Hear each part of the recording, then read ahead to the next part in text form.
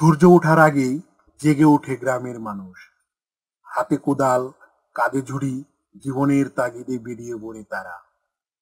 এই মাটি তাদের ভরসা, এই মাটি তাদের জীবন। ঘাম জড়িয়ে ক্লান্তি ভুলে তারা কাটে মাটি, গড়ে তোলে স্বপ্ন।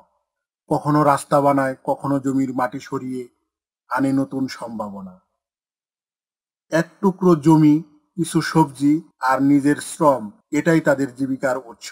কে জানে এই কঠোর পরিশ্রমের মাঝেই লুকিয়ে আছে প্রকৃত সৌন্দর্য। না আছে বিলাসিতা, না আছে যন্ত্রচালিত আরাম, তবুও আছে একরাশ ভালোবাসা, এক টুকরো আশা। এই হলো আমাদের গ্রামের গল্প, পরিশ্রমে গাথা, মাটির গন্ধে ভেজা, যেখানে মানুষ নিজের ঘামে বাঁচে আর সেই ঘামে গড়ে তোলে জীবনের পথ।